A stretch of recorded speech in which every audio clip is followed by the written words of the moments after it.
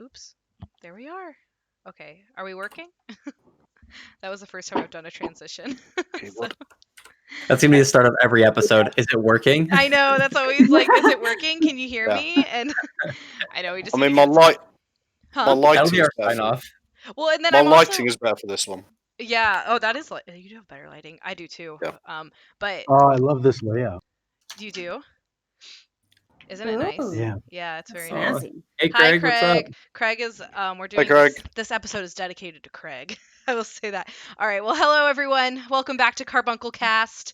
It is almost July. I cannot believe it's almost July. I cannot believe it's almost July. I keep saying that, but it's the summertime. We're into the summer and I'm still wearing long sleeves because I live in Scotland. So, this episode is dedicated to Craig because he gave us this idea, and we also have a special guest today. We have bartender Alexis. Hello, we are very happy to have her with us. So just kind of some introductions because I realized last week I was a complete dick and I didn't introduce everybody except myself because I just get so nervous the first 5 minutes that I. What? I think you did introductions on the last one. I did because I was like, I remember I was in my dead sleep and I was like, oh my god, I don't introduce everybody. I just introduce myself. I am such a human, like a trash human.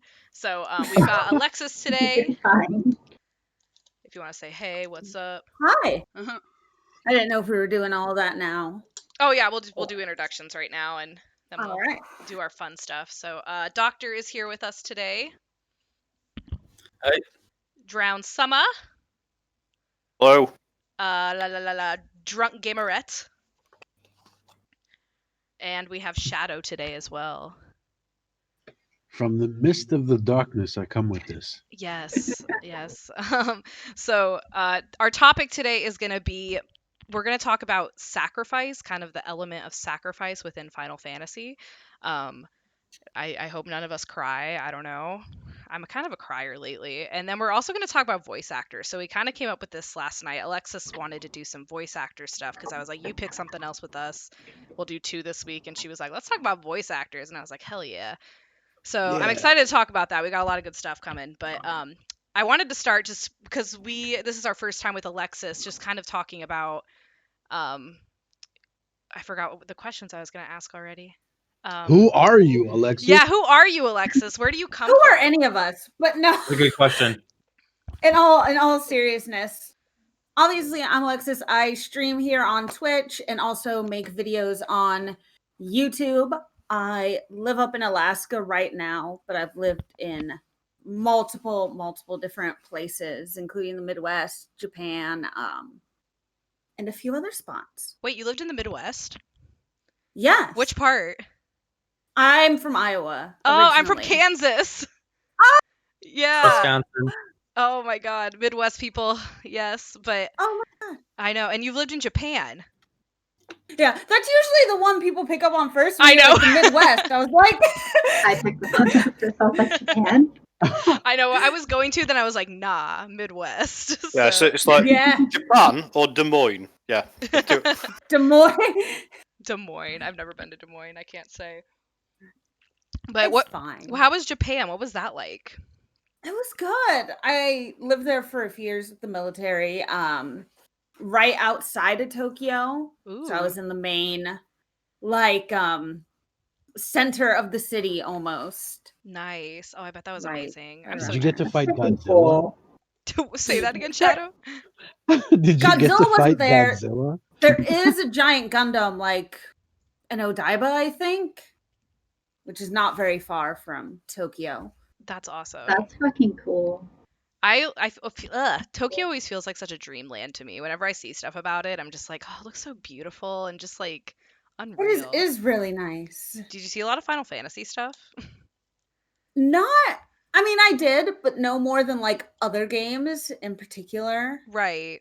I also lived in like kind of a more, I guess, suburban area, Right. at least. So I wouldn't see much of the crazy stuff unless I actually made the effort to like take the train into town. Man, that's awesome. Because I know that they have like a Final Fantasy restaurant, or they used to. I don't know if they have it anymore. I think they still do. I yeah. haven't been. It's like the 14 style, and I didn't play 14 when I heard about it, but now I do, and I'm like, ooh, I want to go. So Yeah, yeah, we might be going back next year to visit, so maybe then we'll have to see if it's still a thing. yeah, I have to look it up. I wonder if it is. If anybody from the chat knows, if that's still around, because that'd be awesome. But I mean, Go ahead, Drown. the one I'm interested in is the bird cafe. There's a It's funny bird because cafe? Ooh. yes, it's literally the summer break bit in Hotel for Boyfriend. Your character gets a job in a bird cafe. Oh my god. That is an actual place, and the game does actually list where it is. That's Whether it's still there, I don't know, but It's- that's where I want to Find go. the pet cafes. Oh, we have Yeah. one here in Glasgow, but I mean, we could talk about pet Oh, really? cafes all day. But I was gonna ask, so I always am like, oh, what's your favorite Final Fantasy? But I have two questions today for everyone just to kind of get us started. So my first one is, what are you currently playing right now? Because I just beat The Last of Us 2 literally an hour before this. I was rushing, putting my makeup on while the epilogue was going on and like straightening my hair, and I was like, oh my god, oh my god. So I just wanted to ask everybody, what are you playing right now? So Alexis, let's start with you. Right now, I am playing Persona 5, Ooh. and I'm also gonna try and finish up Pokemon Sword and Shield at some point. You haven't finished it yet? But I'm just kind of. No, I started it, and then I don't know, got distracted. Oh my god. And then I realized like 2 days ago, oh wait, I never finished the game. I caught Pokemon a little too long in that game, so I feel you. Doctor, what are you playing right now? Right now, I've actually, for the first time, started trying to play Grand Theft Auto Online. Oh my god, 'cause how's I've that never played it going? before. It's fine. It's terrible. I get killed all the time. Oh my god. So it's fine, I suppose. But other than that, I've been playing Octopath Traveler a lot lately. Oh, such a good game. I Actually started streaming it not last week, but the week previously. But my entire internet has been very slow this entire week, so I've not been able to stream, unfortunately. I was wondering. Don't know what's going on with that. I haven't seen you in a while. Yeah, I've been getting like a third of the speed as usual that I'm paying for, and they have not helped me. So I've been spectrumed, as I like to say. Oh, I know of that. I know of that company. Yeah, they're always weird. Yeah, so I don't know. So hopefully get back soon. And then other than that, I'm just playing various Final Fantasy games, playing 3 a lot, playing 5 a lot. Did you beat 2? No, I've not beaten 2 yet. Oh.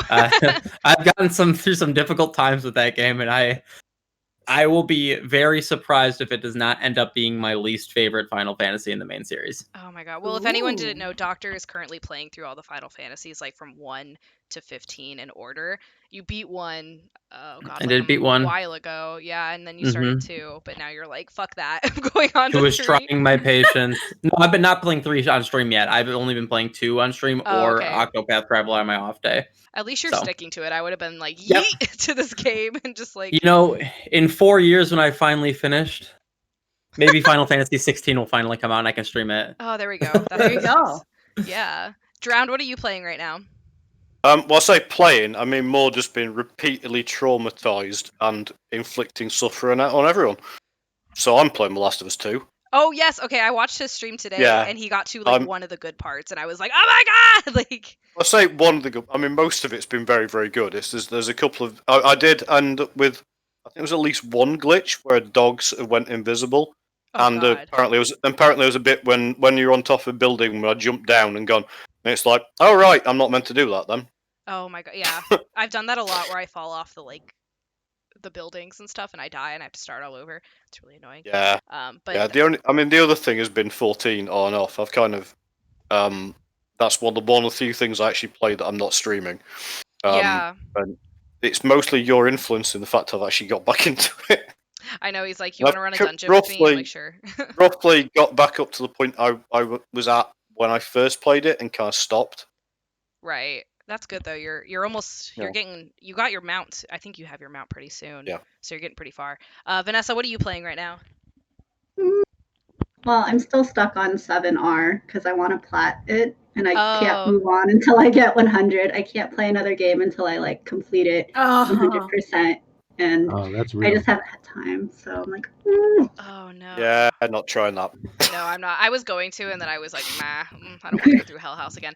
And Shadow, last but not least, what are you playing right now? Playing like 10 different games. Are you? Currently, I am replaying The Last of Us 1 Oh, on the hardest difficult. What is it? Grounded? I forget what it's called, but it's the difficulty where you get like almost no supplies, oh shit. and yeah, Oh and it's no. just basically all stealth. So I love doing stealth. So I've been replaying that. I'm also playing Wonder Boy Returns Remix on the Switch. I am also playing Shadowrun on the Sega Genesis, and I'm replaying Oh, Final Fantasy One on the NES. Um, and I've been playing Killing Floor 2 on the PS4 with friends when I play online. Man, I don't know how you guys do that. The I fun can't one. switch between games like that. I have to like play one and then usually finish it. what I do for streaming. But you mentioned Shadow. I mean, I'm a big fan of Shadowrun, but I've ironically never actually played the Genesis one Oh my gosh. because I The didn't own a Genesis one Genesis. is extremely grindy. It's all text based, but for some reason, Yeah. it's one of my favorite games of all time.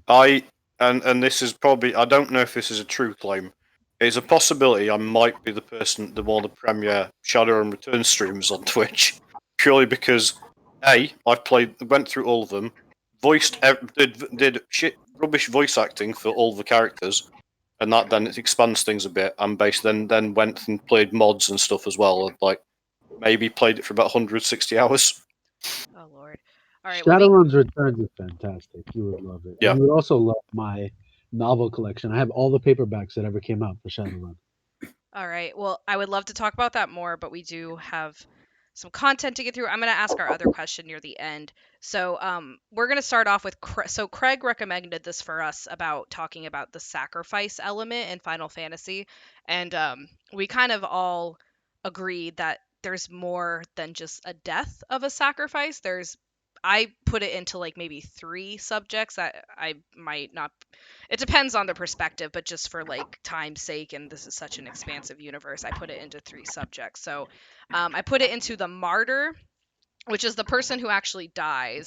I didn't have a name for this one, but I said when someone gives up their home slash family slash friends, that's also another subject of sacrifice, and also the dreamers, which I say is someone who gives up a dream or a vision that was important to them, kind of for the cause.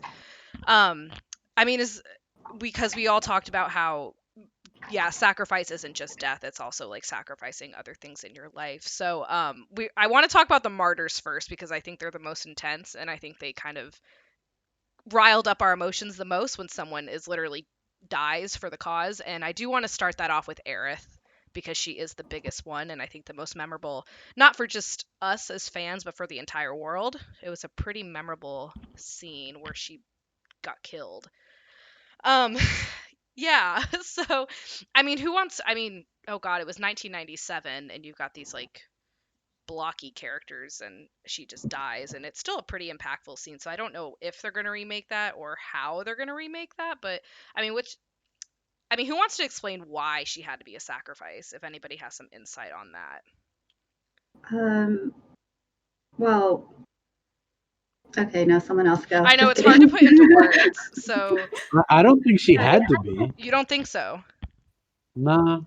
I mean, she had the white materia though, and I feel like if she lived, she could have still, used it. Well, that's the whole thing. I mean, the reason why she died is because Sephiroth was fearful first and foremost of Aerith. Like, Aerith was the one that kind of had the ability to stop him. And so when he killed her, I think that Sephiroth kind of had assumed that he won at that point. Like, there was nothing that they would have been able to do to stop him from then on out. So, have to die, I don't think, no. Like, probably would have had to in the storyline to be still cohesive. But in his mind, she had to die.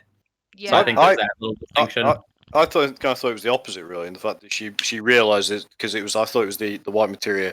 It had to be used by, and then there was an element of sacrifice of the soul had to then return to the planet for it to happen. But then again, we're talking about a game I played, a game that is like the first point of playing it was 20 odd years ago.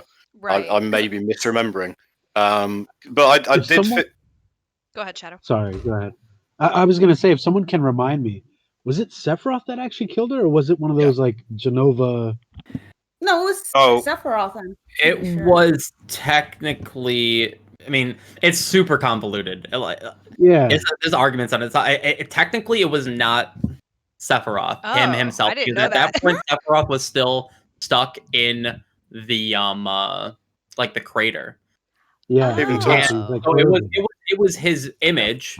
Like it looked like Sephiroth. It was still one of like the Genova cell clone type of deals. So in a Yeah. sense, it was Sephiroth, but There's like a an lot of extension of him rather there's than a lot him. of So it was there's a one lot of of his. stuff with Seven. Go Yeah, ahead. there's a lot of stuff with Seven. Where it's like the translation doesn't really help and doesn't make it clear as to exactly is it Sephiroth or is it Keith in his actually looking like Sephiroth.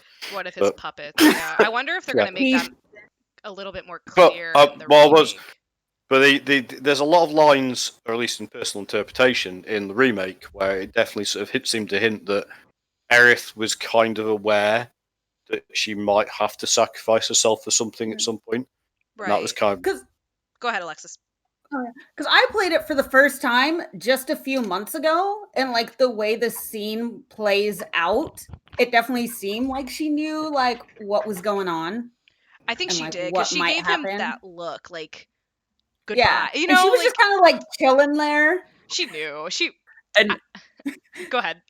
I was No, gonna say that's all to I your was point too, Alexis. I think that like, this is going into the 7 remake, but it does flesh out Aerith's character more. Like it fleshes out all their characters more, but you do get a hint and like a twinge that Aerith is way more knowledgeable of the events that are going to happen than she lets on. And so if you apply that to the older game, you're probably right. She probably didn't know I think that think something was going to happen to her. I think there's something in the remake that kind of hints that she has actually some awareness of alternate timelines and different events. But I might be misremembering that and might be listening to I think there's a lot of translation issues as well. Like, and then so if I am reading the book right now, on the way to a smile, and it does explain a little bit more of kind of their thoughts and feelings. I have not gotten to Aerith's part yet, so I will let you guys know. I probably should have. I'm at Tifa's part right now. I'm at the very beginning, but we do have some comments from the chat right now. So Lieutenant Nerd,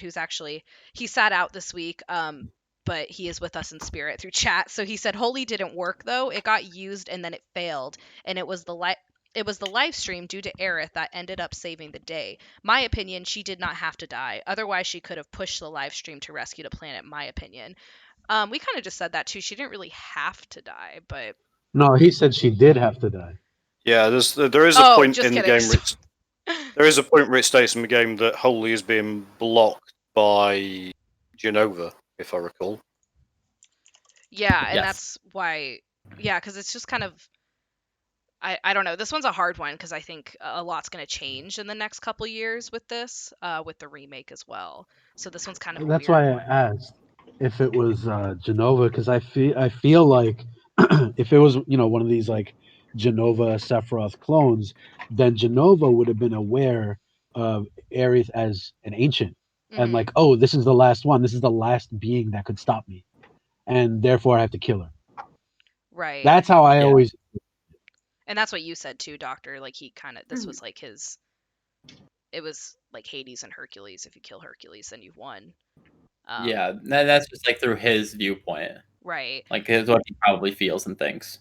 Right. Mako Soldier also said, I don't think she had to be sacrificed or Sephiroth was aware of the white materia ?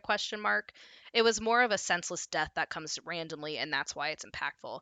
And I can tell we're kind of having the same. And actually, that's super interesting that you say that, Mako, because the one thing that never did make sense to me is that he wasn't aware of the white materia, Holy, because he never, if he was aware, he would have gotten it, right? Right. So, like, I agree. That's one thing that I've always thought about. This is a weird one. Yeah. I don't know. I'm interested how they're going to change it, or if they're going to change it, or if it's just going to stay the same. Well, I mean, the ending, without spoiling anything, yeah, that there was a big debate after seeing the ending of the 7 remake. It's like, well, yeah, I don't know where this is going. We'll see. Sephiroth's going to try to dive down, and then Zack is going to come out of the blue, deflect it, and then stab Sephiroth in the chest. That and would then be Shadow a is going to be happy. fucking ride. That would That's be. it. The entire, That would be the best ending ever. There's a side- Zack would be like, nah, dude. yeah, there's gonna be a side quest. There's gonna be a side quest where basically you make a lifelike dummy of Aerith, that Sephiroth comes down and stabs them, basically. Then the rest of them just sit there laughing at him. Yeet. Sucks to be you. I mean, I'm gonna move on because Aerith, I think it's enough. I mean, her death is kind of a big. I don't even know how to say it. She's just kind of a big deal. Her death was a really big deal in kind of the gaming community. So, lots of controversy with her too. It seems like. So we're seeing a lot in the chat and between us as well. So now we're gonna go on to Luna Freya and Noctis. They're kind of sacrificed because they both died. They both died. So, Luna Freya's death was really tragic to me. I was not okay. I was pissed. Oh, that hurt. I had to put the game down. Me too. But she also didn't really need to be sacrificed. I don't know. What do you guys think? I think it was just a senseless murder. I think she did. Well, not in the way that. Well, obviously she didn't need to be stabbed in the gut by Arden. Right. And Arden was making it.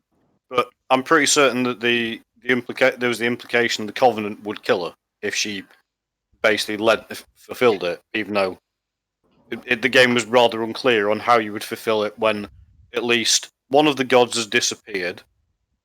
One of them is allegedly dead, and then the game is very, very unclear on how the Covenant even works. So it's like, well, I can forge a covenant with two of them. What about the others? I think it's also hard because it was kind of such an incomplete game, so we don't really know. But I mean, does anyone else have anything to weigh in about? I guess Luna Freya, because Noctis's it had a purpose to it. You know. Yeah. So I'm like so after Luna Freya dies, is that what causes, like the eternal night to start creeping on everybody because the oracle's gone, or was it because Noctis died? I can't remember. Or not died, but like went into hibernation. Because right? I think it was that happened. I think it was because Noctis went into he was sleeping in the crystal, wasn't it? Because Luna Freya's death didn't really. I mean, it was sad, but I don't remember really doing anything. I don't know. I generally thought it was Arden's overall influence, really. Oh, that too. Like Scar and Lion King. Like everything just dies. So, I mean, that's true. It's literally like all the plants get sad. I know, and the sun just disappears because Arden is in control now. So it was kind of a Lion King like game, wasn't it? Maybe that's just me. It kind of reminds me. Which really is actually just Hamlet. Yeah, exactly. Maybe I don't know. Maybe they did, but I don't know. Let's maybe talk about just our feelings with Luna Freya's death, because I did not expect that to happen, and also we barely got to know her. So I mean, who played 15, by the way? I still need to play it. Oh, you haven't played it? Okay. No. Oh, sorry, major spoiler. No, that's why I told you before the podcast. Like spoilers, it's fine. Yeah. Well, there's a spoiler. Well, it's minor really spoilers, sad. guys. Oh my god! And then when she's like talking to him, and she's like, "I'll always be with you," I was like on the floor. I was like, I had 2 puppies at the time, 2 babies, and I was like, ah! As they were like against me, and my dogs are like, "Please get away from me right now." But I mean, does anyone else have anything to say about Luna Freya's death? I actually perceived her death as like her dying of drowning. Really? Why? Because she was gradually losing her like essence and strength. Yeah. And then so like by the time she summoned Leviathan, I'm like she's barely really able to do anything. And so I feel like that's what killed her, is like her inability to swim, and I feel like she drowned. And Noctis survived because she warded him with her magic. Yeah, that could be it. And that's like Aerith, it's very incomplete. Translation has been lost. It kind of was just like almost a shock factor in a way to kind of like drive the story. But then we have Noctis, who did sacrifice himself to save the world. He slept in a crystal for 10 years, got up and was like, by the way, I gotta die.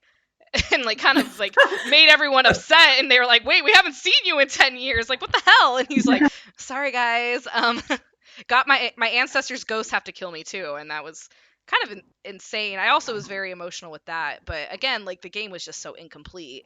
I mean, I've heard that so much. It's such an incomplete game. It's such a shame too, because it was so beautiful and it had such potential. But I mean, does anyone have anything to say about kind of his death. He did have to like save the world, and he had to die because of his ancestors. But or I don't even know. Like it's such like a complicated game. King of Light. There we go. Yeah. Yeah. But the entire thing is basically one big setup set up by Bahamut, as we kind of just slightly more immaturely posted my statement.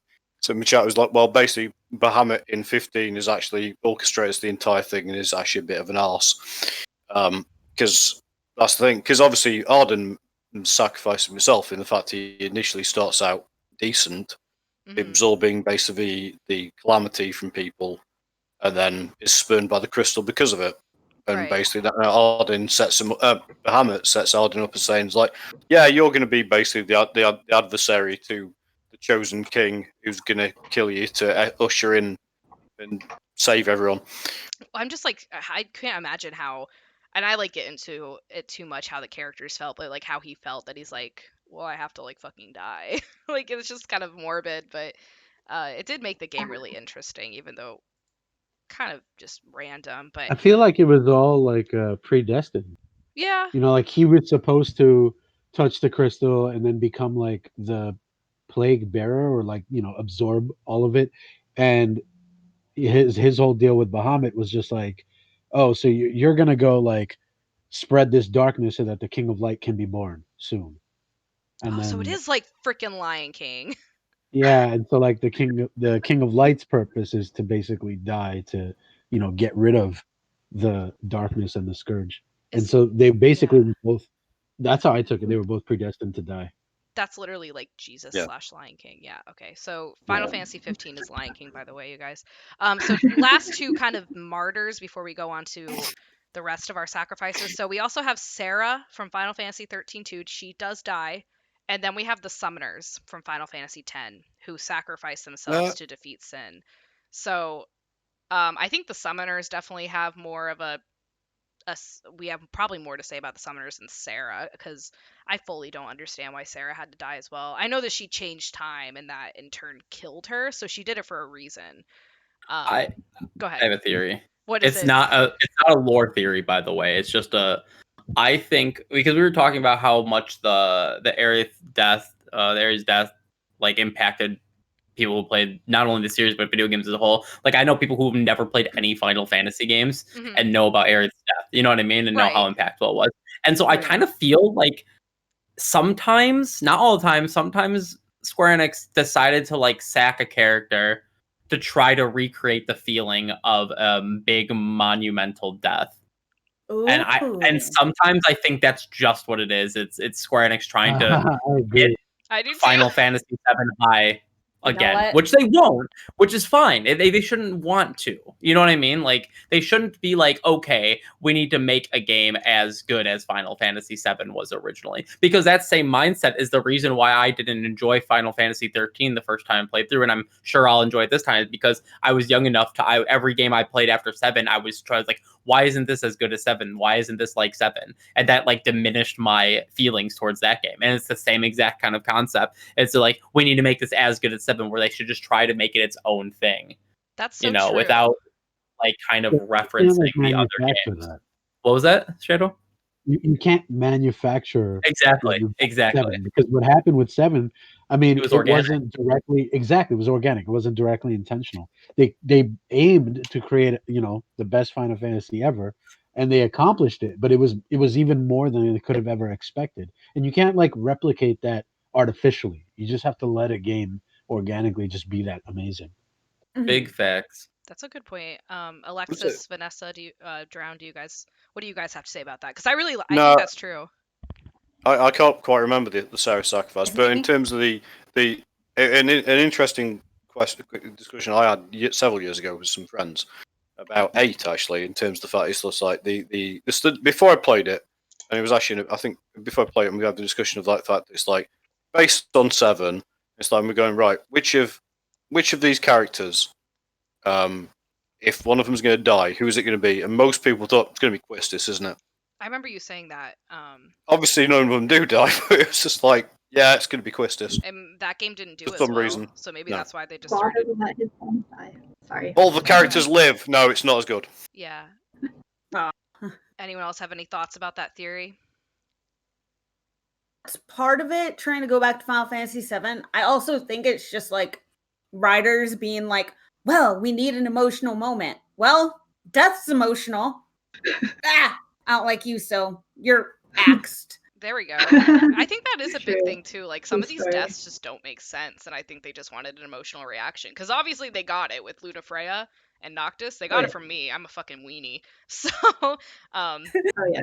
and Sarah too. I was really emotional about Sarah's death, and hers didn't fully make sense, but it kind of did. I mean, they just kind of set it up to be like that. But the summoners I thought were the most reasonable sacrifice, in my opinion. That they kind of have to like give themselves up to beat this creature. Yeah, you see, obviously, Yeah, like but that's just the whole whole. Yeah, the bit we were discussing on the pot when we were discussing 10 was the one where it's just like that. Yeah, it's again a sacrifice. It's just the one where there's also that clear con that's happening in that they don't really know why they're sacrificing themselves. Yeah. I think that one made the most sense because they were aware of it too. Like fully, Yuna was aware. She knew she was gonna die. Yeah. And Yep. she was willing to do that. They all knew. They all knew they were gonna die. I Us really as the liked player knew before Titus knew. Yes. You know? Oh man. This is also special. I know. It's like, oh man, yeah. So I remember when they kind of broke that to him, and I was just like, damn, that took a while, like, for him to figure out. But Titus had a lot of great qualities, but he was not a bright lad. Oh. Poor Titus. Thank God. He was not a bright lad. I like that. I mean, That's the nicest way of putting it. he wasn't though. He was not the sharpest tool in the shed. Like he wasn't. He wasn't. I actually talked to some Scottish friends about Final Fantasy 7 and 10, and one of them was like, "Oh, you know, I really love 7. Like you got this really cool guy with like the sword, and then in 10 you've got this weirdo with a fucking volleyball." And I was like, "Oh my god." I was like, "I can't." So it's funny how people Leave talk him about it. alone. I know, leave him alone. We love Titus. But I mean, last thoughts before we move on to our other sacrifices. No. Basically, Sarah, I took it as like you got to see the future and you died for it. Yeah. And Yule too. So Yule had to do that as well. I forgot about Yule to add into this, where she was constantly dying. But anyways, we could go on about deaths, I think, in this franchise forever. Deaths in video games. I just played The Last of Us, and I'm like, death everywhere. But so then we've kind of got like our home / family / friends sacrifice, and I only really had 2 of those, and you guys might have more in your heads, but I had Cain and Barret. So Cain in Final Fantasy IV. I've not really played 4 too much, but I know that he did kind of sacrifice his. I don't know how to explain him very well. But Barret, I thought, was a big sacrificer because he sacrificed kind of his life with Marlene to Maureen. save Maureen. That's my professor's name. Oh hell, hell. Oh hell no. But I thought that was a big sacrifice as a father for him to make, that he had to leave his life with Marlene to save the planet. But I mean, who wants to expand on that? And I would like to say too, like, I mean, Final Fantasy, like the 3 characters that see the most love are Cloud, Aerith, Tifa. Like everybody loves them, but I feel like Barret is severely underrated. Oh, he is. Like, Oh, I absolutely loved him. I absolutely loved him in remake. Such a good character, and everything he does is for his daughter. What a good dad, you know. Like, such a good dad, yeah. Except there was that one scene where he kind of just left Marlene with Aerith's mother, and just was like, "I'm leaving now. I'll be back, Marlene." And she's like, "Where are you going?" And I was like, "You're not just gonna like ask like, hey, can I keep her here?" Like, I would also like to point out is it's in the original game. It's more it like, is in the original. It's more in the original game, but I know that like Marlene's supposed to be like 5, right? She's think like 2 in that game, or like 3 or 4. I thought she was supposed to be like 4 or 5. She's supposed to be that's what young. I thought. Yeah. But my favorite part is there's a scene where they're like, "You're in charge, Marlene," to the bar, and she goes behind and she starts like shaking a mixer, like she knows what she's doing. Wait, in the original? Yeah. Oh my god! Yeah, I remember that. It just reminds me of that one bit out of the. I mean, as much as I possibly shouldn't be referencing stuff to a poo, I suppose, but It's just that one episode when Apu and his cousin or brother leave the shop and they leave the brother's nephew, and he's like goes around the bar and pulls up a shotgun. Oh my gosh. These children and these video games, we trust them a little too much, but That's I like think me Barrett as a is kid. underrated, and I think because I remember we're going to talk about voice actors later, but the voice actor was even like, if Barrett had a choice, he would stay with Marlene and live his life with Tifa and just chill at the bar, but because everything's in fucking shambles, he has like kind of this calling to go out. And it's sad because he doesn't want to leave Marlene, but he has to. And I think that's a big sacrifice for him to leave this very young child. And Yeah, absolutely. and she's already been through enough. This poor girl. Well, yeah, I mean, because obviously that's Marlene's actual parentage has not really been covered in the remake as of yet. No, When not that's yet. going to happen, I don't know. But obviously, there's the whole Dine situation in the original, and that in itself, as I mentioned on the notes we'd written, was like that's a sacrifice in itself. In the fact they both go up against. Well, I can't remember. Is it that Shimura attacks basically? Oh, that's it. Something happens. Shimura attacks Corel, and basically Dine eventually. Obviously, the two of them end up in different states, and obviously Barrett ends up looking after Marlene. And then later, obviously, you encounter Dine, and he kind of like basically is like, well, I'll gives his life effectively gives his life so his daughter can have a proper life. Yeah, and I was just reading your notes. So you put in the martyrs, you put some other people, and you put Dine, who is Marlene's biological father. And why does he give up his life? I mean, again, we haven't had the remake, and it's been a while since I played the original. But why does he have to give up his life for Marlene, though? Can you expand on that? He ends up going down basically he sort of ends up going down the path that Barrett doesn't, in the fact that he just wants basically vengeance against people, and it sort of takes out on anyone. It's just like in the end, it's like he's indiscriminately killing people, and it's just like, yep. I realise I'm probably not the person who should be around my daughter. You should be the one looking after her. Oh, okay. Well, Go ahead. maybe I'm wrong. Maybe I'm remembering wrong. But doesn't Dine threaten to kill Marlene? And Barrett's like, no, we're not gonna do that. Wait, he does? Isn't that what happened in does. the original? Yes, and the reason Okay. is that's a good point. You're absolutely correct. Okay, good. This is why we have you. It's because he sees the world as a completely negative place, and it's like one of those like mercy killing type situations where he feels like if he can remove her from the world. Oh, that's it. Yeah, because saving in the confrontation, he basically says, "Bring Marlene here so we can both die together." And Yep. Barrett's like, "No, don't be a fucking idiot." No. No, that's no. Thank God for Barrett then. Like, oh, wow, we need to give Barrett more love. He's really They need like a DLC outfit for him that's just like #1 dad on a t-shirt or something. Yes. Oh. I saw this one post Barrett on mugs. Yes. Yeah. #1 dad. Number one Yeah. dad. Oh, I'm sure there's some art out there of that. And I saw this one Oh, God. post on Twitter that was like, Hmm. you know those like cute Now I'm little doing a sandwiches search. that you can make into like hearts and stuff, like it's a little heart sandwich or whatever. And it's like Marlene's sandwich and then like Barrett's sandwich is the crust of like that heart. And I'm like, oh, that's so true. I need to find a picture of it. It's really funny. But I mean, so let's go ahead and move on to Dreamers, because I think we're gonna have a lot of fun with the voice actors in a second, and I would like to have some time for that. So so we've got kind of the Dreamers. I say that they kind of give up their dreams. They sacrifice their dreams for kind of their cause. So I put Cloud and I put Lightning.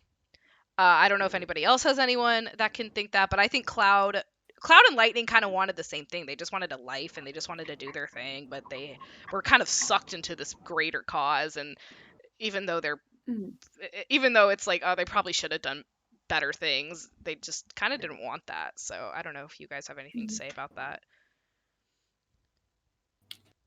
I don't have anything to say about these two, but I do have another dreamer that I thought of that I'm thinking of. Tell me.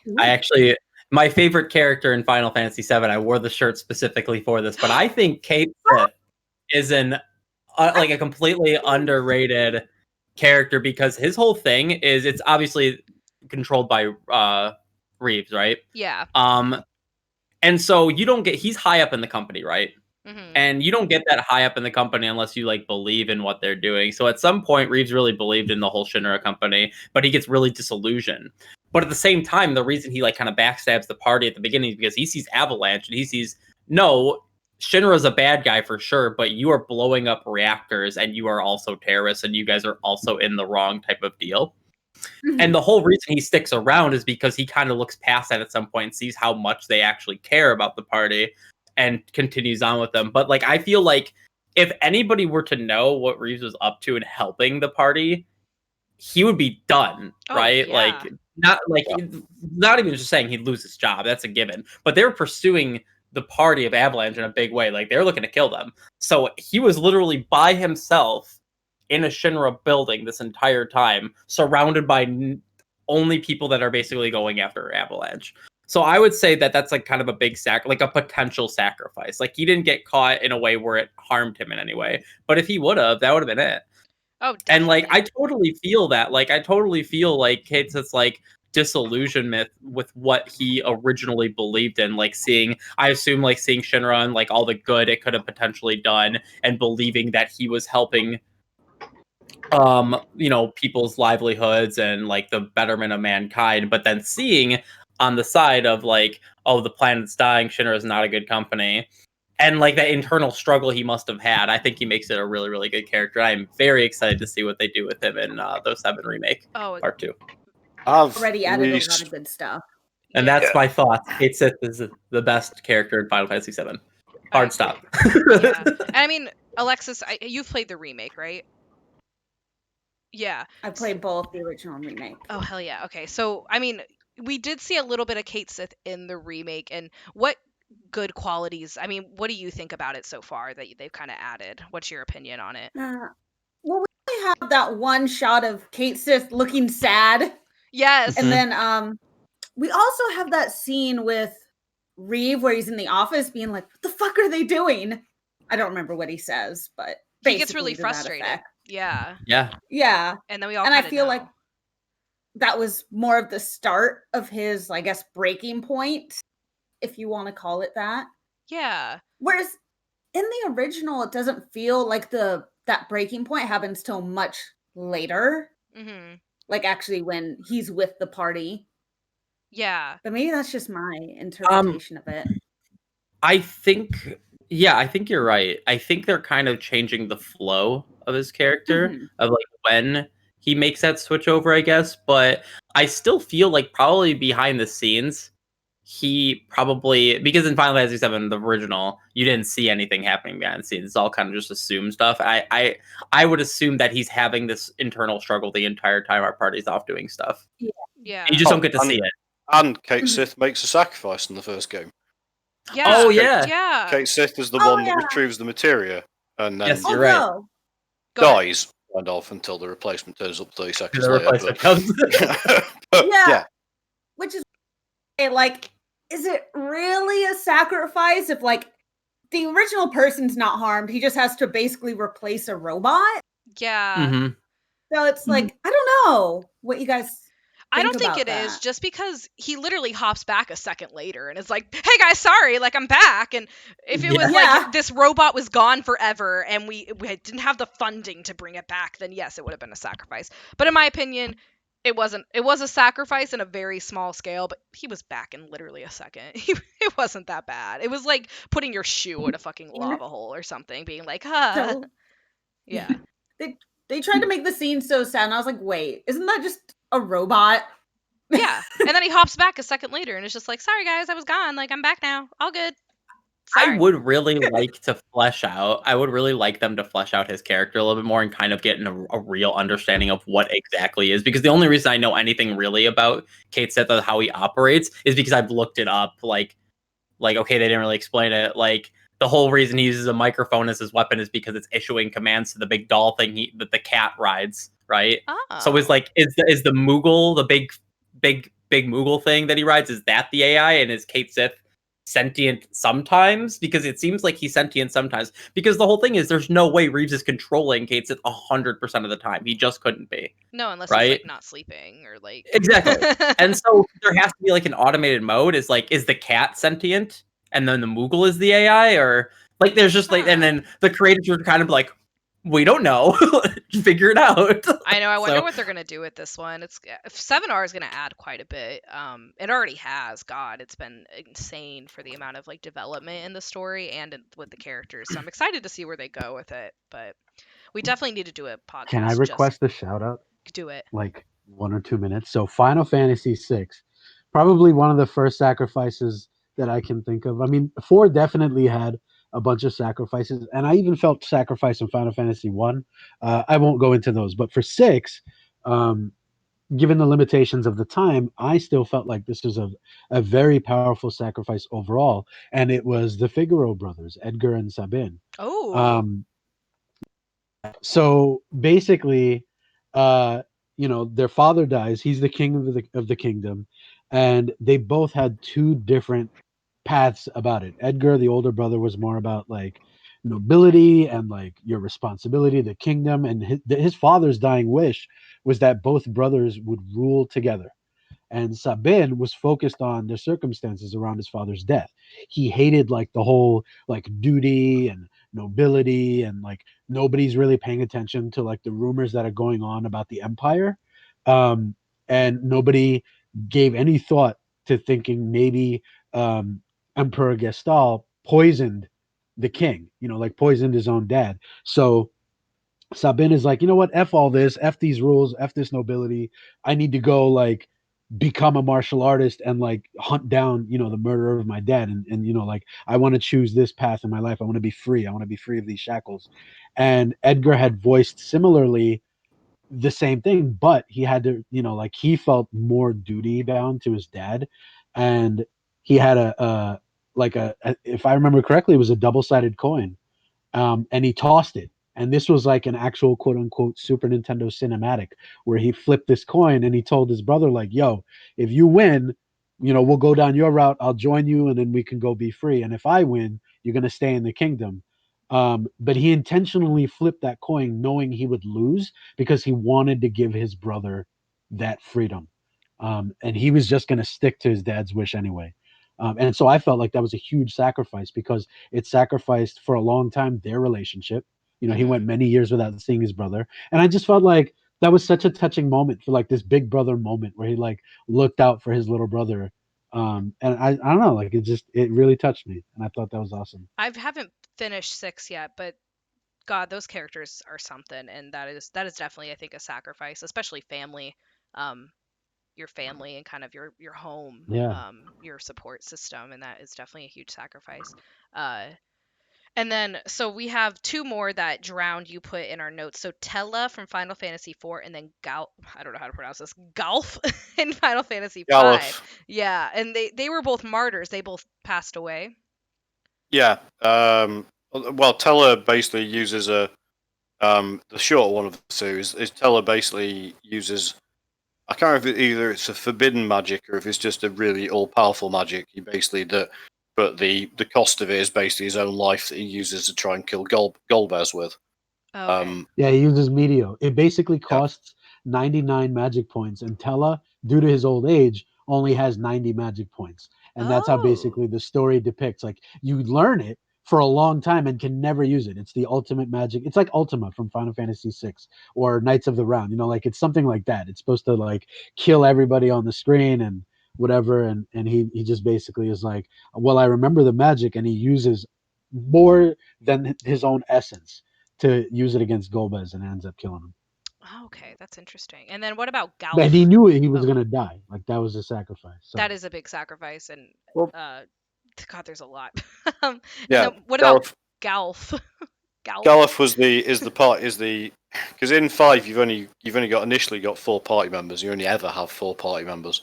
And Galuf is the old man from the original group that fought and basically put away Exdeath, if I recall correctly. Nerds playing it at the moment could probably correct me if I'm wrong there. Yeah, Lieutenant Nerd is playing it. Yeah, and basically there's a point at a certain stage in the game where the party ends up fighting off Exdeath, and basically Galuf basically sacrifices himself to buy them some time.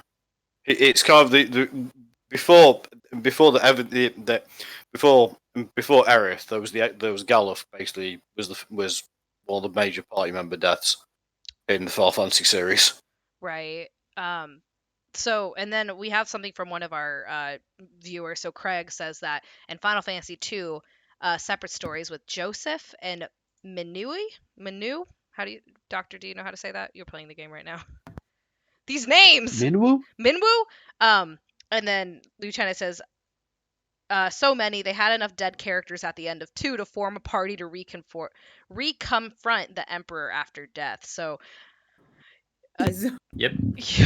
I mean, it's insane once you kind of get everyone's brains together to kind of like break down each sacrifice in each game and kind of like, it's insane. But the big one I can think of in terms of dreamers, Sifa. Oh yeah. Because Sifa's dream is basically has his romantic dream, which is basically the Sorceress's Night, which is influenced by the fact you watched the movie featuring Laguna that Laguna made. Yeah. And basically, yeah, he pursues his dream, but he sacrifices basically his life in Garden to achieve it. Yeah, he does. I did forget about Cypher. Cypher's definitely somebody. Vanessa, Alexis, Doctor, Shadow, Drowned. Before we move on to voice actors and talking about that, do you guys have any other things to add to our conversation about sacrifices? Other one I would have for dreamers. I don't know if this counts, but I know in Final Fantasy X, Wakka's like, well, I love the Blitz Ball, but I kind of have to focus on my job. That's so true. We also don't think about Wakka here.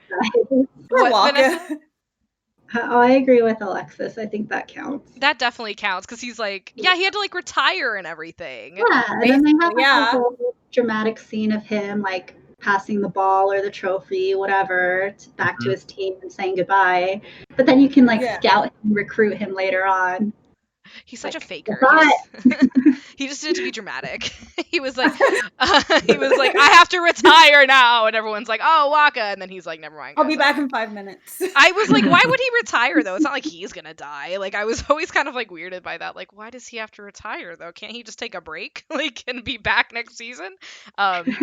Yeah, for sure. So Mako Soldier said, what about Zach? I don't think Zach was really a sacrifice. In my opinion, I think he was sacrificed, but he like kind of just got killed. Like he just got murdered. Yeah. You know, like he didn't really. There wasn't no reason for his death other than just like cold-blooded murder. And no, I mean, he was trying to protect Cloud, but yeah. Yeah, Alexis, what were you gonna say?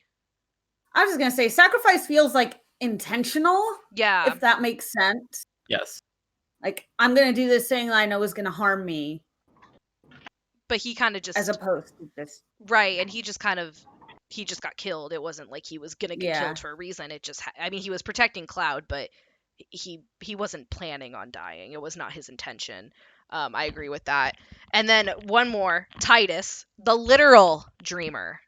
So I think Titus falls under all three of those, actually, now that you mention it. Oh shit! How did we forget about Titus? He literally died. Well, not died, but like he disappeared. He's a dream. All his dreams are dead, and he like lost everyone he loves. Oh shit! Wow, we're like giving Titus shit here, being like he's stupid. Like he's got a volleyball. Damn it! We totally. Oh, I take back everything I said. Titus dirty. And my legs and his shorts aren't even fucking even. I mean, oh my god. I mean, I'd say he's dressed like Timmy Mallet, but no one's going to get that reference apart from me. So. Maybe they like had to make him intentionally stupid with a volleyball and his pants are uneven just so we don't feel too bad and we're not so sad about it. I don't know. Like they I was pretty sad. I was still sad. Yeah, that didn't help. Yeah, I was a little sad. Oh my god. That's... Wow, I can't believe we didn't catch that. We just were like, oh, these literal things. We're like, oh shit, Titus. He's literally all of the above. So let's move on to voice actors. Any closing remarks before we move on? I think we had some good ones that I've never thought of. So I'm glad that I have all of your brains here. Just a smooth shout out to Palom and Porum from Final Fantasy IV, the only two kids who killed themselves intentionally. What? To save the world. Yeah, we did mention that one. Go play 4. There's 2 children that kill themselves as a sacrifice to save the heroes. Guys, I can't talk about this anymore. I'm like, this is getting too much for me. No, it's a lot. I did not know that. that's intense. So I feel like the older ones were kind of dark. Oh my god, like ugh. Anyways, let's go on to voice actors because we don't have much more time. We have about half an hour. So Alexis recommended this because I was like, Alexis, you're our guest. What would you like to talk about? We wanted to do sacrifices for Craig this week, but we also wanted to add something that Alexis would like to do. And Alexis was like, let's talk about voice actors. And I was like, yes. So not all of us have had an experience of meeting a voice actor, but we're going to talk about that as well as kind of just like the random voices that we've been hearing through all these games. So, oh my lord. So there's only voice actors in a few games. Like we haven't had voice actors in very many Final Fantasies. We have in a lot, but not as many as there isn't. So it started in 10. 10, yeah, being the first one. 10 was the first one in 2001. Yeah, 10 was the first. Yeah, 10 was the first. Their direct voice direction for 10 is clearly an early entry in terms of them doing with voice. Yeah. The direction for the voice acting is not great in places. It's like there's a reason that one scene is kind of infamous because the intention is very clearly there, but the actual direction of how the actors executed it is not entirely. Right. And then Alexis, you said, because Alexis was saying that she was inspired because you had a fight with someone on Twitter about it. So if you want to talk about that. I was in a Discord call with a friend and we were just talking about games. And we brought off, like, what's your favorite Final Fantasy game? Mine's 10. I know, I'm trash. It's fine. I love 10. But they were like, that's a good one. I think we all 10 is 10. really good. Yeah, we had like an own podcast about 10. We love 10. Don't worry, you're in good company. Yeah. So we're all I'll throw hands with someone who says 10 sucks. yeah, for real. I'll fucking punch you. Yeah. I want to see that. I want to watch that. fight. She'll put on like her Tifa gloves. That's what I want to see. Oh hell There yeah! you I'll go. slap you with my titty. It's just like. I was imagining more the Hit 'em fight with from that Advent fatality children highway. in the church. Oh, I would still slap him with my titties. Anyways, Alexis, continue on with your story. I mean, we're currently We were setting saying, up for some. Whoop. Yeah, Go ahead, Alexis. One of the things they said was they don't. Part of the reason, or a big part, is that they don't like the voices and it pulls them out of the game. Really? Like having the not so great voice acting, which Oh. I'll be the first to admit it's not perfect, as we've discussed. But I don't know. A lot of people don't like having a lot of voice acting in Final Fantasy games, and I'm not sure where you guys are on that. Seems like you all agree with me. I I agree love with voice you. acting. I Yeah. love Yeah. Like it. I will say that the Final Fantasy X voice acting never bothered me.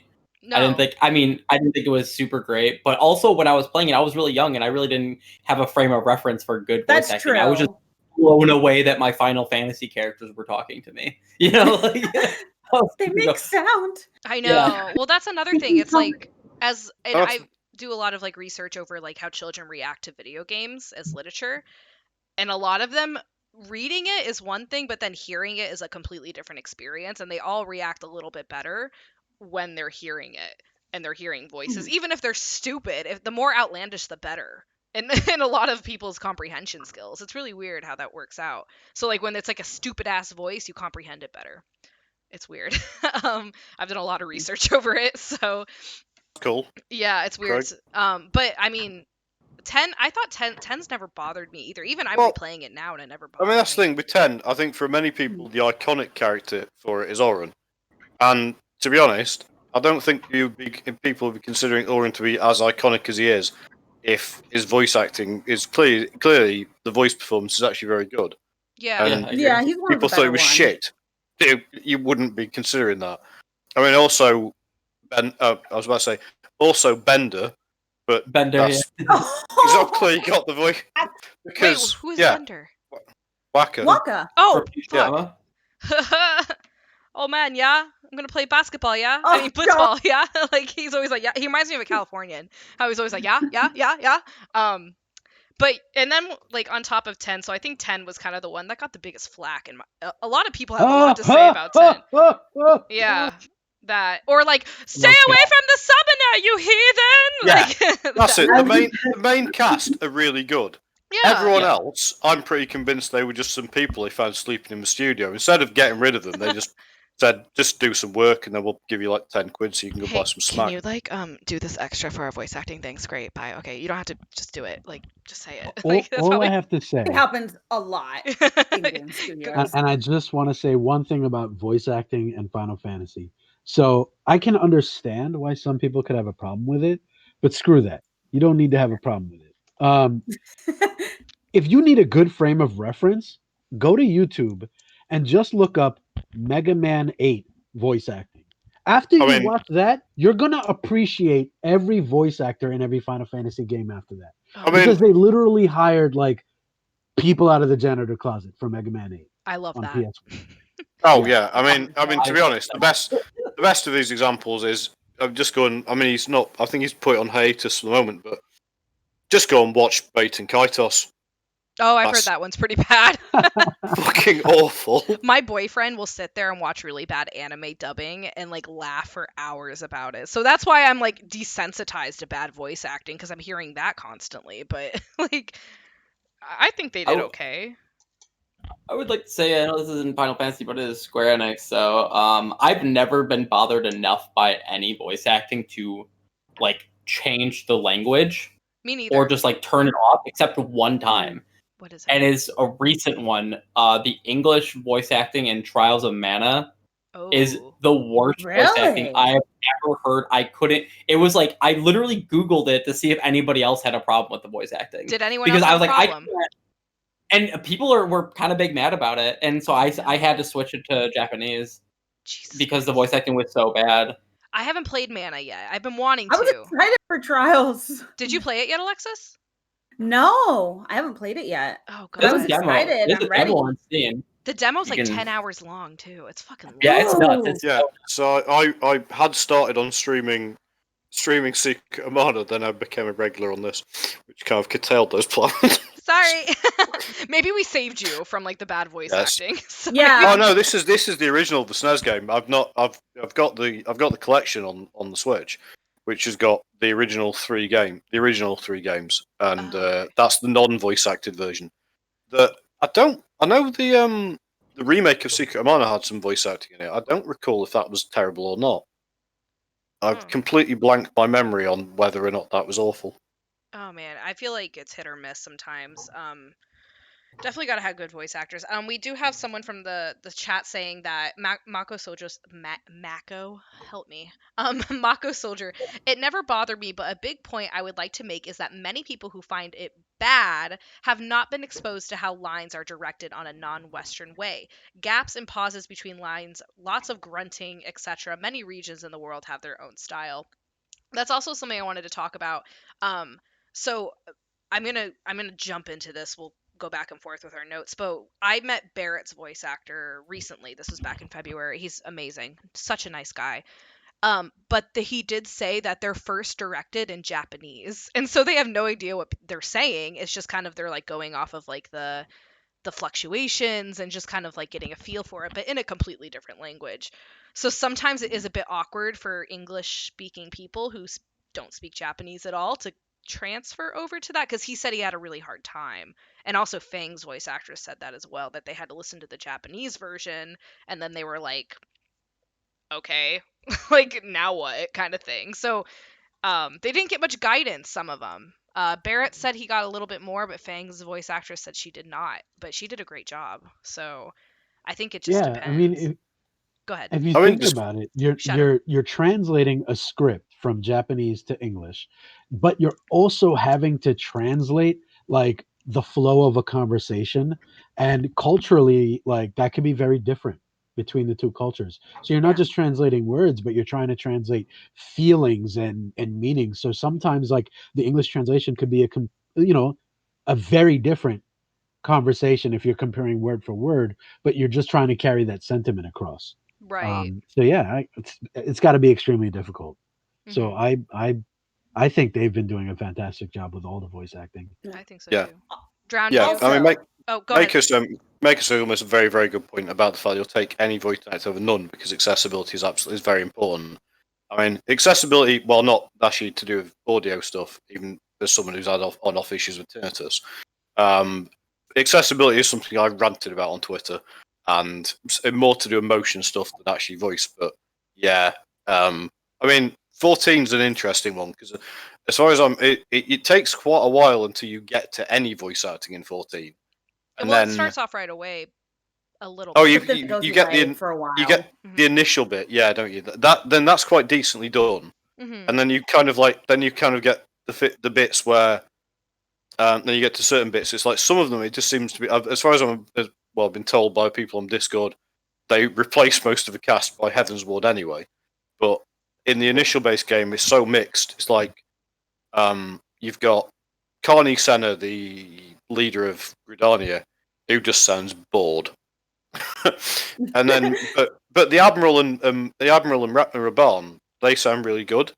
And also you've got Gideon Emery in there, but he's only had like a really, really tiny role with a couple of lines at the moment. Right. Alexis, what were you gonna say? Oh, I'm gonna go back to how voicing and stuff was directed. Like also matching flaps and stuff like that can be hard.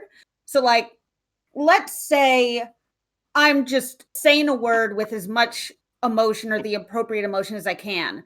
But if I also have to match the mouth, then how you act that is going to change drastically. And that can also maybe take away some of the performance, for lack of a better word. That's interesting. I never thought of that. I never did either. Because I'm just reminded of old 70s kung fu flicks. Oh yeah, that. But it is a real thing. Like, it is a struggle. Like, I'm thinking about, no offense to Jessie's voice actress in Final Fantasy VII, but I know a lot of people didn't like it. I was fine with it, but that's besides the point. Why didn't they like it, though? Really? People just didn't think she was very good in general. But I've heard her voice actress in other things, and she gives, like, a far and away better performance in the other things I've seen her in. Right.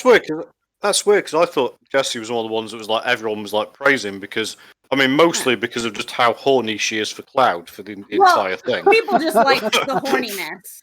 People just like Jessie number one waifu. I absolutely loved her performance actually. All of them, I think. I don't think there's anyone in the 7 remake I found I thought was like a jerk. Like she didn't do bad, but I've seen her do, at least in my opinion, significantly better in other things. Well, then, it's like so I guess I was a little, and she might have not had much direction because you're going from 2 different languages, and it's interesting to see these voice actors play in other things and them sounding just completely different. So, I've never heard her in any other things. We did talk about Aerith's voice actress, and Drown, you said this is like her first gig, wasn't it? The first major thing I think she may have done a couple of minor things, but like Brianna White, she is a streamer as well. I think her ID is the Strange Rebel. Yeah. And she's and like Aerith is like the first major thing she's ever done. Right. Like, and she's just absolutely fantastic. She did a great job, and she also she was great. She is, and she in her streams she does actually go over like her thought processes during a lot of scenes. Like she's like, oh, in this part, blah blah blah. Like she's really cute. I adore her. I think she's great. But I also wanted to talk about the random ass celebrities that we see in these games. And we talked about this last night, and we kind of went beyond Final Fantasy because we see them in Kingdom Hearts as well. So the first one we talked about was Kingsglaive, and how you have Sean Bean, Lena Sorry. The blades, you. Yes, Lena Hadley, or Hadley is her last name? Cersei from Game of Thrones. Yeah, Cersei. Yeah, I'm like, I don't know. Cersei. Sorry. Then you've got Jesse from Breaking Bad, and then you've got Arden, who was the same in both movie. And on the Breaking Bad connection, of course, Badger from Breaking Bad is the voice of Wedge. No way. Yeah. Yep. They've got a bunch of You've literally not made that audio connection. Yeah. Wedge from 7 Remake, or the Wedge that shows up alongside Aranea in 15? Yeah, which one? Oh, the 7 Remake. Oh, Oh, okay. I didn't know that. That's interesting. Because I mean, and then another, I remember when they announced that Lena was gonna, or Cersei, I'm just gonna refer to her as Cersei so everyone knows who we're talking about, was announced as Luna Freya, and I, like, scream laughed. I was like, are you fucking serious? Like, Cersei Lannister is gonna play Luna Freya, the, like, delicate little oracle here? I didn't think she did a good job. I'm sorry. It was just too harsh for me, but that was only in the movie, and then they changed in the game. Did you guys watch Kingsglaive? What do you think? There's a movie. I mean, because as I was saying about it, you've got the people you've listed. I did look it up and thinking, is there anyone else of note I can think of in it? But there kind of isn't, unless I can think of. Like, because you've got all these big actors, because obviously you've got Sean Bean, Lena Headey, Aaron Paul, and then you've still got Darren DePaul voicing Arden. Yeah, in both games. I mean, he's the only one. Who's fantastic. I mean, yeah, and then I mean, what else? What did you guys think? Everybody else, Alexis, you go first. Oh. Well, I mean, Mako mentions Yuri Lowenthal, who voiced Johnny, and obviously, I've forgotten the name. Darren DePaul also is, of course, the voice of J. Jonah Jameson in the recent Spider-Man game, where he is basically playing J. Jonah Jameson as Alex Jones, and it's fantastic. Oh my gosh, I can't imagine him doing that. But Alexis, what did you think of Kingsglaive? Did you watch it, or no? Because you haven't even played 15. Yeah, because I have not gotten into 15. Although it is on the Steam summer sale, so I might have to do it. Stream it too. We all want to see your reactions, but you have to watch the movie first. Huh? What, okay, Vanessa? Movie first. Got it. Yeah. Oh, no, I'm just agreeing with you. What did you think, Vanessa, about all the voice acting in Kingsglaive? Because you watched it, so. I didn't mind it. I thought it was okay, but I don't know. I like everything. I know, I'm easy to please, so I'm like, it was, I don't know. I didn't think Lena did a good job just because Luna's supposed to be all delicate, and Lena Headey, Cersei Lannister, is very much like, yes, let's find the Oracle. Or like, I don't know. She just was a little bit too deep for me. But I mean, Doctor Shadow, what did you guys think? I don't have a thought on this. I have not played 15 yet. Oh, fuck. The movie. I didn't know you have a I couldn't get into it. Sorry, Doctor, what? I just said I couldn't get into it. That's why I've heard it's been, because I played it like day one release, went to the store, got it, because every Final Fantasy game comes out, and I just was like pretty unimpressed with it up to a point, and I just put it down. But I heard, like, I think I've mentioned this before. We talked about this before. I've heard it's gotten a lot better since all the content came out for it. That kind of fixed a lot of stuff. Really? So I am looking forward to play it, but I don't want to play it until I can, because that's one of the games I can genuinely play on stream, and it's like my first playthrough through. Oh. Okay. So I'm waiting. I've been wanting to launch it so bad recently, but I'm waiting. Yeah, wait. It's definitely, I liked it, but I don't know. Let me know, dude. I want to watch those streams. Yeah. Yeah. Shadow, what about you? I love people's like first experiences. Like, I didn't really have too many thoughts about it. It was I'm very neutral about it. It sounded great. Right. And so we did last night. We were talking about like the random celebrity appearances, and we talked about Kingdom Hearts a little bit because Kingdom Hearts has a big list. Many. It has so many. It's got Mandy Moore. What? No, I'm sorry. I'm spoiling. I'm reacting to the list. No, say it again. I want to hear you react to it. I know. I didn't know Jesse McCartney played Roxas. Yes. Doesn't it make sense now? How it's kind of. It's ridiculous. So Mandy Moore played Aerith in Kingdom Hearts 1. Christy Carlson Romano, she was in Even Stevens, and she was also Kim Possible. If you guys are into Disney Channel, I love Kim. Because she was later replaced by Mae Whitman, who we were discussing about last night. Because Mae Whitman's in. Well, that's the connection as well. Because she voices Yuffie, but she's in Good Girls, and of course. The husband, there's three of them in Good Girls, and one of them's husband is played by Saz. Oh my god, yeah, they're power couple here. And then also, so Christy Carlson Romano, she has a YouTube, and she recently streamed her playing Kingdom Hearts and listening to herself as Yuffie, and she was like, "This is really weird. I've never played this game before. I didn't even know what it was." And this game came out like how many 20 years ago? Yeah, and as Lieutenant Nerd points out, Matt Borealis played Leon. Yes, he did. Oh my god. Okay, I forgot. And there's so many. And then also we've got Jesse McCartney. Hayden Panettiere played Kyrie. That's weird to Yep. me. That's Who? weird. Hayden Panettiere. So she was in like Make It or Break It. Safe cheerleader. Yeah. She's the Blew my cheerleader mind in when I was like young. What? She Heroes. was Kyrie? Yeah, I was like, oh, they're She- in it my doesn't video s- games. This is cool now. It doesn't sound like her. And I was like, out of all people, she would be Kyrie? Like, I was just surprised. Like, what? And then Brittany Snow played Nominee, and that Mhm. was also like, what the fuck? Like, where are these people coming from? Like, where did you find them? They had that Well, Disney budget. I mean, let's Yeah. go with the big one in terms of Kingdom Hearts. They had Christopher Lee in the second one playing Diz. Oh, they did. I Oh, forgot about that. Yeah. Do you know who played Sephiroth? Who? Lance Bass. Hands fast. Yeah, What? it's one of the Yeah, I don't know why I just remembered that, but I remember just going, He's out of a what boy the band, fuck? isn't he? No, Can't rem- That insane. I have to Google The this. best boy Yeah. band.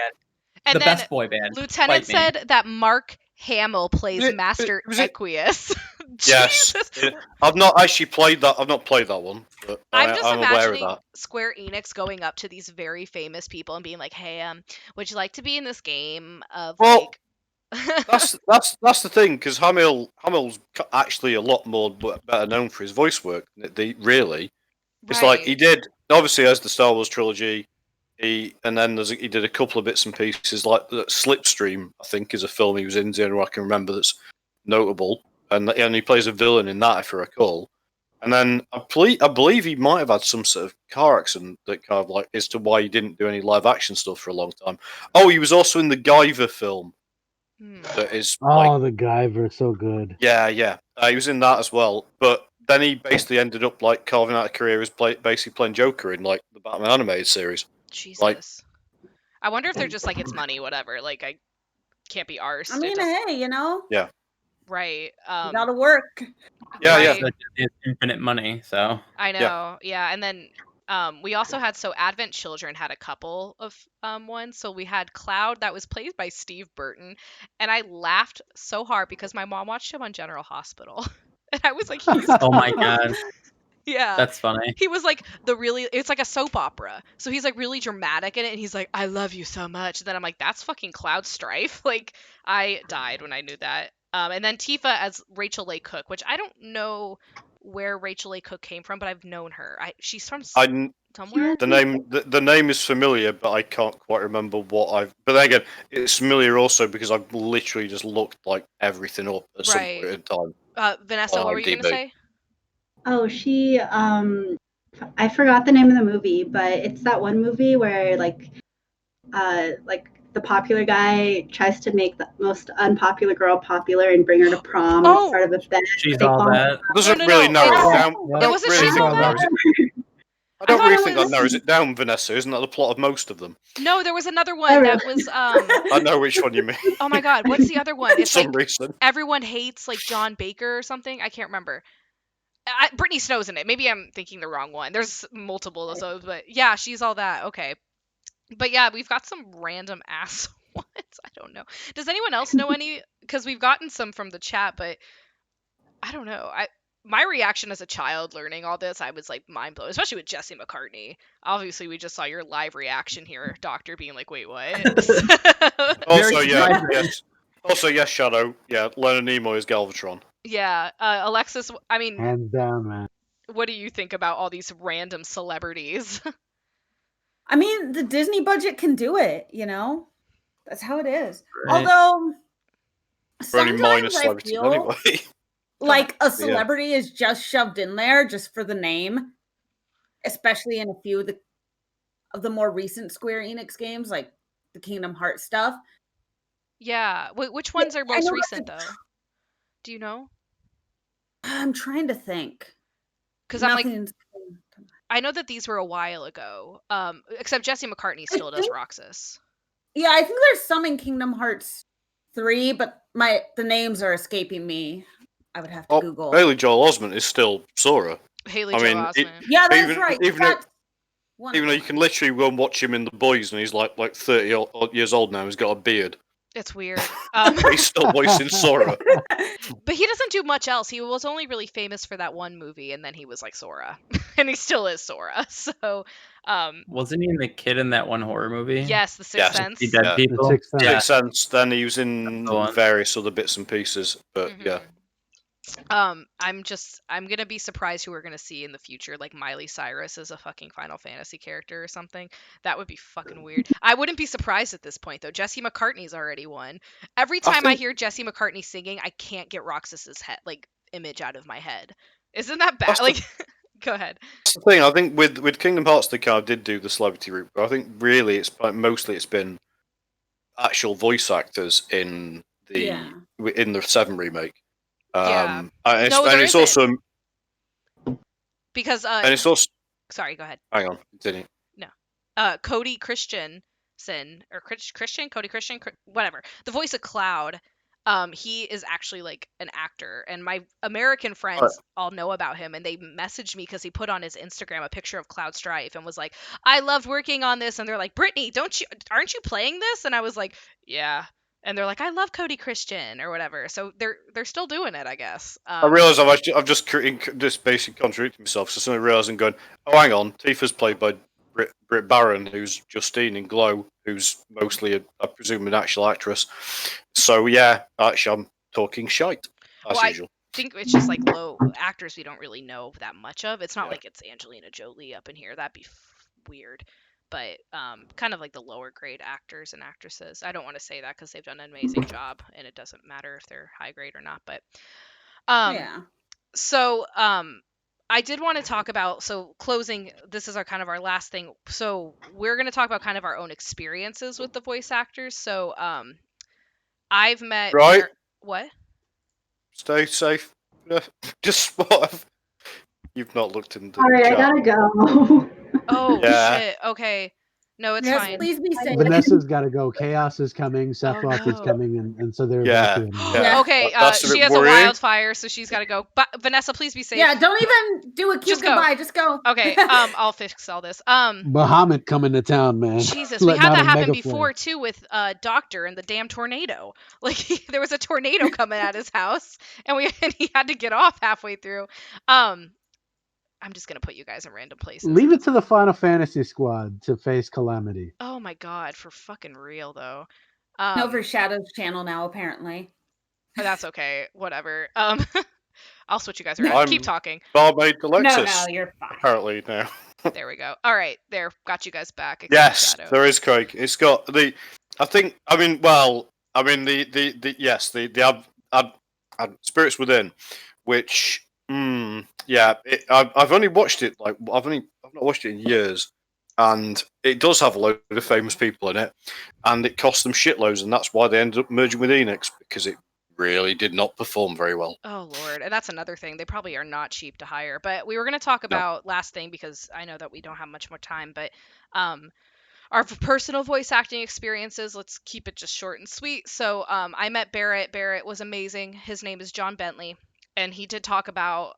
We were going to talk about Barrett's kind of like his Barrett as a character, and some people are not very happy with how he was portrayed. Barrett's voice actor actually did talk about this, and he is from Chicago. He is a black man, and he said that they wanted him to be lean more into that stereotype, but he was like, hell no. So he actually lightened it up a little bit, and he said that he didn't want Barrett just to be a big black brute. He wanted him to be not a stereotype, because there is black people playing this, and he didn't want that because that's just messed up, and also to educate people that that's not okay. So I thought he did a good job, and Alexis, you also were like, I thought he did a good job too. What do you think? And I know there's still some people who think that his portrayal is racist, but it's like they so clearly, or at least he did, so clearly try to go in the other direction. He tried, and he did as much as he could, he said. But Yeah, no, also, I think he did a fantastic job, and it was well balanced. yeah, and I think also he was a brute, but that's because he was like, he had to get in people's faces and be like, fuck you. You know, they were all brutes, all of them. Every single Tifa was a brute. Tifa had to go ahead. I'm sorry. I was gonna say, I also think he did an acceptable job, just because like the character he was given to do, Barrett, like in the 1997 original game, Barrett's character is kind of based on racial like stereotypes. Like the whole character is designed that way. Mm-hmm. And so like that was the character he was given, and so like I understand why he wanted to tone it down, and I think he did a great job. I loved his voice acting, so I don't know. I don't have much to say about it. I think it's really good at given, especially because it was very obvious in the original portrayal of the game that they like kind of modeled Barrett after Mr. T. That's what I was gonna say. That's exactly what I was going to say. It was the Barrett 90s was and Mr. T. Yeah, Baracus. Yeah, So, and like, sorry, Shadow. Yeah, I was just gonna go on to Shadow, but go ahead, Doctor. Sorry. Oh, that was my whole point. My whole point is I think he did a good job. Yeah, and like I was gonna say, he was an Ice-T impersonation of Ice-T. And I remember someone on Twitter, a black person, saying he's not ghetto, he's playing Ice-T, and that's something you go understand. And like if you don't know Ice-T, then obviously it's not going to sound right to you. Ice-T is just Ice-T, we know him as he is, and he is a lot like Ice-T. But Shadow, what about you? What do you think about Barrett and him and everything? It's interesting too, because like I have experienced racism and stuff in my life, and that's kind of a theme for a long time. But I never felt, even in the original, I never felt like Barrett was any kind of like OD caricature. Like I felt probably Cell from Dragon Ball Z was more racist of a That's depiction. But yeah, and I was already familiar with, like, for a very long time, probably up until recently, like Japan or Japanese entertainment did like characterize these like racial stereotypes for a very long time. But I never felt like Barrett was anything like crazy or out of the ordinary. I exactly compared him to Mr. T's character from the A-Team. And I never saw that character as kind of racist either. It was just, here's this tough guy, you don't fuck with him. And, he's been around the block. Like he knows his shit. He's seen some shit. And Right. so that's basically like, I can act like Barrett. I do it often, especially when I'm pissed off. And it's not like a stereotype. It's just like you're not gonna mess with this like Sasquatch character. Yeah. Drowned, and what do you have to say about Barrett and his portrayal? I absolutely love this performance. I also love the fact they did somewhat retain or at least rework a lot of the goofier lines from the first game, like about the pizza and stuff like that. It's just like, yeah, Barrett's performance is fantastic. Like, I just absolutely loved him going through when I went through the first time, and just still absolutely loving it when replaying the remake as well. Right. So I also met Fang's voice actress, and I mentioned this in the last, oh shit, sorry, I messed up something. In the last podcast, that people asked her a lot about her relationship with Fang, and you can just tell she's done with that question. It's been 11 years, she said, and yeah, she was just like, oh my God. But enough with my experiences. Has anyone else met a voice actor in person for Final Fantasy or Kingdom Hearts? Negative. No. Silence. Tumbleweed rolling past. I thought some of you had. I did meet. No. Okay, I thought for sure Drowned you had, but No, I probably need to go through lists and stuff in terms of like, I know it's going on about this now is my mum and stepdad were occasionally basically help out at conventions and stuff, and they are frequently the person who's, when you go there and you see when you've got the celebrity and then you've got the other person in the booth with them effectively looking after them. Mm-hmm. That's what they've done on many occasions. Oh, okay. So they've probably looked after a voice actor at some point. I know my mum has definitely looked after Walter Koenig. Right. But he's not specifically a voice actor. Yeah, there's some interesting ones. I did meet Reno. We were going to talk about Reno. So did Reno's voice actor change from Advent Children to this 7 remake? Did it change? I didn't look. I probably should have, but I can't remember his name, but he also voices Axel from Kingdom Hearts. So Reno and Axel, same person. Also Timon from Lion King, which was weird to me. Very nice guy. But then we have the Japanese voice actor of Reno who passed away this year. Was Alexis, you were the one who mentioned that. He did. Mm-hmm. Yeah, Craig. Go ahead, Alexis. Yeah, I think he is Axel Reno, and I think he also played Maze Hughes. Okay. So that's the Japanese voice actor who passed away. So he's been around, and I think he was already a bit older. I think I did. Was it this year that he passed away? I think so. Yeah, because I think It someone was said it was semi-recent. right. Because was it coronavirus or he was older, wasn't he? No, I think it was something else. Oh, it's still sad. Rest in Because peace. I feel like if it As had Craig been has mentioned, Corona.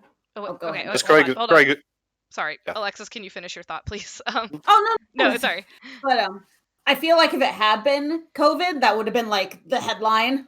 I just assumed because he was in Japan, and that's wrong of me to assume. But it was really bad in Japan at the time that he passed away, so I was like, oh shit. really? It was, yeah. But DrownedSummer, what were you gonna say?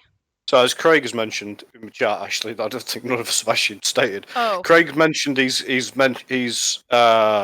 conversed with Vanilla's voice actress, Georgia Van.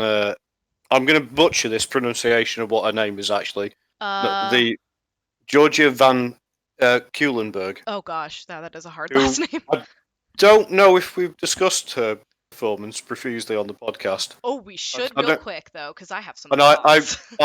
yes, that was me leading to that, really. I think was I the one that? Yes, it was me. Yeah. And also Quentin Flynn is his name, the Reno that I was talking about. But Vanille's voice. Who played 13 first of all? Did all of us play 13? I think so. I think A so. chunk of 13. As long as you got through the beginning, then you'll know what I'm talking about.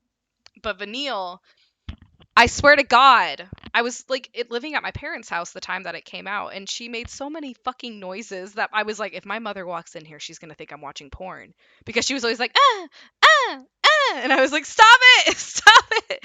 I don't know, maybe that was just my experience, but did anyone else think that? Or I mean, Vanille was cute, but like just had too much noise for me. And I remember, I think it was Glasgow Gamer who was playing it, and I was like, just be aware, there's a lot of like unsolicited sex noises. And he was like, oh fuck, you're right. Like that was really uncomfortable for me. Streaming it, and when we, yeah, and he was like, oh my god, make her stop. But I don't know, did anyone else get that? Maybe it's just me. Everyone's I like, see exactly what you're talking about. Although No, yeah, there's even a video on YouTube with like a collection of her going, "Oh!" oh my god, of course there is. I need to look at it. Alexis, what were you gonna say? that's in like a lot of games though, where like the delicate female, instead of like grunting like a normal human, will make these weirdly sexual noises. That is a thing, and it's really uncomfortable. It's Yeah. I hate it because, but I mean, Lightning had some. She had some good grunts. She was like, "Ugh," but like Vanilla's of like, "Ah," and I was like, "No, like my mom is right there, like please." So, I mean, yeah. So voice acting is interesting, but does anyone have any closing remarks about voice acting before I go to my last question to wrap up? I've not heard. Oh no, Go ahead. I have one that's an interesting question. It's not necessarily as prevalent regarding Final Fantasy, but Metal Gear. What version of the dub do you consider to be the definitive version over, sort of, say, the translated English dub over like the Japanese version? Because for me, with Metal Gear Solid, Snake's an American, and David Hayter. I'm gonna That get on buggers this. that question, doesn't I it? agree. You agree, Shadow? Totally. David Hayter all the way. Yeah. I have never played Metal Gear. I'm actually going to get it in the Steam sale because it's like half off right now. But I mean, have Alexis or Doctor, have you guys played Metal Gear?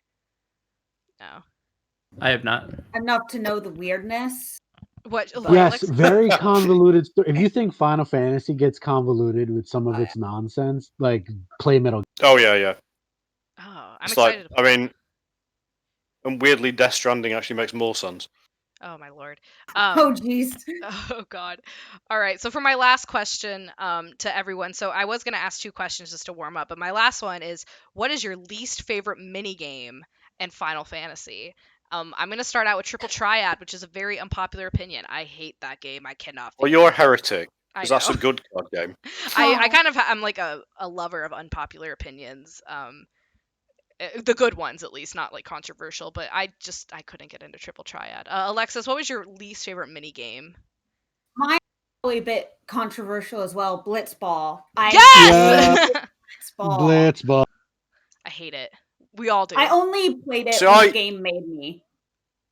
Yeah. I actually liked Blitzball when I eventually gave it some time, but I did go on at length about how I thought the tutorial was fucking terrible on the one we did about Final Fantasy X. Oh yeah. Yeah, and like you, Alexis, I only played it when I had to. That was the only time. I was like, meh, no. Like, I literally was like just clicking buttons to get to the next part. I don't know if you did that too. Basically. Oh, God. I tried at first, but then I was just like, no, I don't care. No, it's so bad. Doctor, what about you? That stupid catch the butterflies thing to get the ultimate weapon unlock for Titus, I think. Yeah. In Macalania Woods, where you had to catch the blue butterflies, you couldn't catch the red butterflies. Yes. Made me so angry. Oh, I bet. I didn't even try. I probably should have, but I didn't because I was like, meh, not gonna do that this time. Drowned, what about you? What's your least favorite minigame? Fucking sphere break in 10-2. It's just this weirdly like. Why do we need a game that really involves heavily around maths and addition? There's some sort of like, this big new mini game. It's like instead of Blitzball, that's only going to be available in the very final chapter. But no, we've got this. Oh, and you need to do this to get one of the outfits. Thanks. God, I haven't played 10-2 in a long time. Shadow, what about you? What say you? So because my answer is also Blitzball, I'm gonna flip the question and say that my favorite mini game in a Final Fantasy is probably the 15 puzzle hidden game in Final Fantasy 1. Me too. Absolutely agree. It's a good way of making money at the beginning. Oh my god, like it totally helps with the grind. And like Yeah. depending on what version of the game you play, you get different rewards, like in newer versions like Anniversary Edition and all that. Basically, it was an Easter egg. Like I think you have to like when you're on the ship, you have to do like a combination of button pushes 50 and times. it brings up a 15 puzzle, which is basically a tile game of the numbers 1 through 15, and you have to slide them so that they appear in sequence and there's only one empty space. Like I'm sure you've seen like little at a 99-cent store, like little handheld version of this. It's just like a square with square numbers in there, and they slide. They're just tiles, and there's only a gap of one space so that you can rearrange them in sequence. And the reward originally on the NES, I think, was just like $100, which was a lot of money on the NES version because that game was insanely grindy. But in the newer versions of Final Fantasy One, you got much better rewards like secret items and like mega elixirs and stuff like that. And it's super awesome that they threw that in there. Oh, nice. Okay. I mean, I can't think of. I'm not really big into the mini games with this. I mean, does anybody else have like a favorite before we head off? I quite like Triple Triad, to be honest. I know 7 has just stupid numbers because 7 is the experimental one. In fact, that every single thing you encounter throughout the game has got some sort of minigame. You've got the big ones, like the bike race, submarine, and snowboarding. But there's Chocobo. there's and the chocobo racing. Yeah, and you've got all other random bits like using a dolphin to get up onto Dune, or giving a girl giving I've forgotten. Basically, getting her so she can breathe. I've forgotten the word I'm looking for. Oh. Alexis, did you have any favorite ones before we head off? I really liked the chocobo racing in 7. I thought it was fun. I did too. I was into it. Doctor, what about you? I love the jumping puzzle in Final Fantasy 14 and the golden I fucking saucer. hate that one. Oh, I love it. I've not got that far. It's at the so good. It's at the golden saucer. They have like you'll get to it soon, but it's I've not been there on like fucking horrible. I hate it because I lose every time. I like can't like. I'm so good at it. Oh, I get so frustrated. Perfect.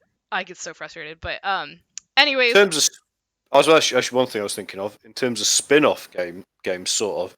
There's the brawler that they put on. They did a foot from 15. It's really quite good. Oh, okay. I mean, God, these games are expansive. But that is all we have to talk about today. But yeah, that was a lot. We went from like such a dark subject to such like a happy subject. It was kind of like emotionally exhausting. But that should be our flow all the time. Just like end on a good. I think it should too. It's kind of nice because we do talk about some dark stuff here. So, yeah. But Alexis, thank you so much for coming on today. It was lovely having you. Thank you for having me. We would love to have you. Thank you, Alexis. Yes. That's fantastic. Yes, you guys are great. Thank you, chat. Thank you for everyone who joined in. We had quite a bit today, quite a bit of input. Thank you for the hosts from Drowned and Neo Matter. And we will be back maybe next week. We might be taking a break for the 4th of July, but we will see. So thank you, everyone, and have an awesome night.